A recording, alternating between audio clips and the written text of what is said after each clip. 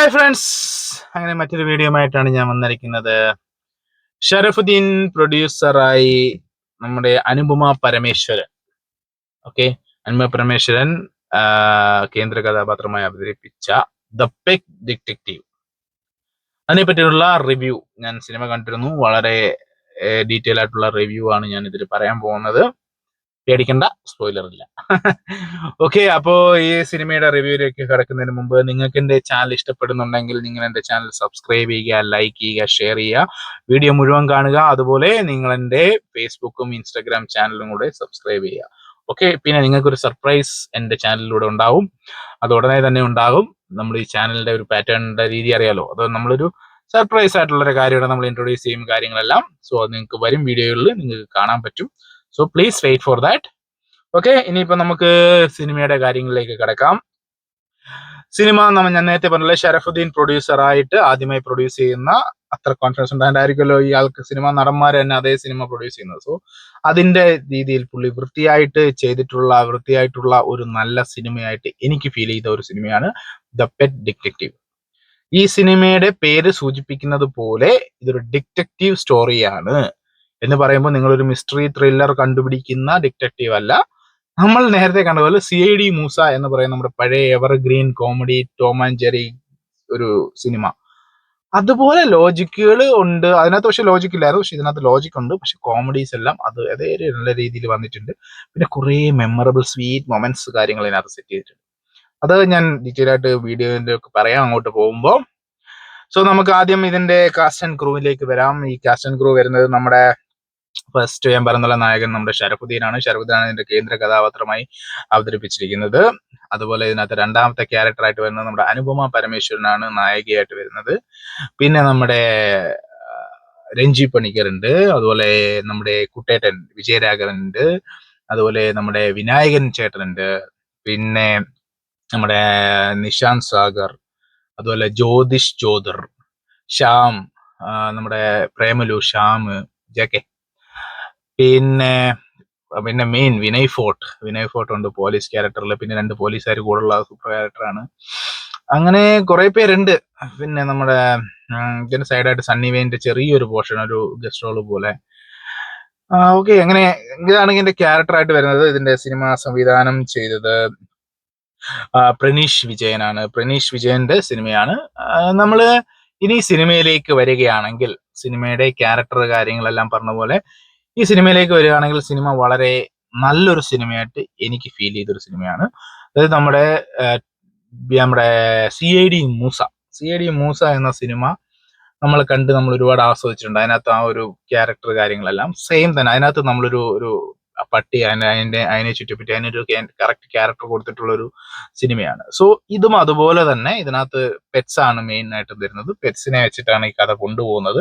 പക്ഷെ എന്നാൽ പെറ്റ്സിന്റെ കാര്യമല്ല, അല്ലാത്തൊരു കാര്യമാണ്. സെയിം ഞാൻ പറഞ്ഞ പോലെ തന്നെ ആ ഒരു നമുക്ക് കിട്ടും. പിന്നെ കോമഡീസ് എല്ലാം കിട്ടില്ലമായിട്ട് വർക്ക്ഔട്ട് ആയിട്ടുണ്ട്. എല്ലാ ഏരിയയിലും കോമഡീസ്, നല്ല ത്രൂ ഔട്ട് കോമഡി തന്നെയാണ് ഇവര് പിടിച്ചേക്കുന്നത്. അതിനകത്ത് ഷറഫുദ്ദീന്റെ സ്റ്റാർട്ടിങ് തൊട്ട് നല്ല രീതിയിൽ ഷറഫുദ്ദീന്റെ ഓറ കൃത്യമായിട്ട് കൊടുത്തിട്ടുണ്ട്. അനുപമ പരമേശ്വരൻ ഒരു Janaki visas state of Kerala എന്ന സിനിമയ്ക്ക് ശേഷം ചെയ്യുന്ന സിനിമയാണ്. വീണ്ടും മലയാളത്തിലേക്ക് സജീവമാകാൻ പോകുന്നു എന്ന് തോന്നുന്നു. സോ നല്ലൊരു ക്യാരക്ടറാണ് ചെയ്തേക്കുന്നത്. എനിക്ക് ഇവരെ കാണുമ്പോൾ നമ്മുടെ പഴയ പ്രേമം അവരിപ്പോ അത് റീക്രിയേറ്റ് ചെയ്തിട്ടുണ്ടാകുന്ന ആ ഒരു ഡയലോഗ്സ് കാര്യങ്ങളെല്ലാം. സോ ആ ഒരു ഇത് എനിക്ക് ഫീൽ ചെയ്തു. നല്ല രസം ഉണ്ടായിരുന്നു. അനുപമ പരമേശ്വരൻ ഷറഫുദ്ദീൻ കോംബോ. അതുപോലെ നമ്മുടെ മേജർ രവി ഉണ്ട്. അതുപോലെ ഷോമി തിലകൻ ഉണ്ട്. സോ നല്ലൊരു, അതുപോലെ നമ്മുടെ പ്രസീത, നമ്മുടെ ബിഗ് ബോസ് പ്രസീത അറിയാലോ, മറ്റേ വർണ്ണമുള്ള അമ്മായി ഉണ്ട്. നല്ല രസം ഉണ്ടായിരുന്നു. ഓക്കെ, ഇനി ഞാൻ ഇതിന്റെ സിനിമയിലേക്ക് വരികയാണെങ്കിൽ ഞാൻ പറയുന്നു, ഇതിനകത്ത് എനിക്ക് ഏറ്റവും ഇഷ്ടപ്പെട്ടത് വിജയരാഘവൻ ചേട്ടനെയാണ്, കുട്ടേട്ടനും അതുപോലെ നമ്മുടെ വിനായകനും. നമ്മൾ പണ്ട് മിസ്സായ നമ്മുടെ ആ കുട്ടേട്ടനെ ഈ സിനിമയിൽ ഞാൻ കണ്ടു. റാംജി റാവു സ്പീക്കിംഗ് എന്ന സിനിമ, അതുപോലെ അങ്ങനെ കുറെ സിനിമ ഉണ്ടല്ലോ വിജയരാഘവൻ കോമഡി ചെയ്യുന്ന സിനിമകൾ. ആ കോമഡി ചെയ്യുന്ന വിജയരാഘവനെ ഞാൻ വീണ്ടും കണ്ടു. അതെനിക്ക് ഒരുപാട് സന്തോഷമായി. താങ്ക് യു ഷറഫുദ്ദീൻ, അങ്ങനെ ഒരു വിജയരാഘവൻ ചേട്ടനെ നമുക്ക് കാണിച്ചു തന്നതിന്.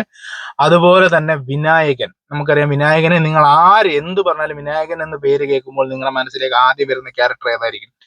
എനിക്ക് വരുന്നത് ഒരു ഡ്യൂഡാണ്, നമ്മുടെ ആടിലെ ഡ്യൂഡാണ്. സോ അതേ ടൈപ്പ് ഒരു കോമഡി ഗ്യാങ്സ്റ്റർ ഡോൺ ഒരു ക്യാരക്ടറാണ് ഡ്യൂഡിൻ്റെത്.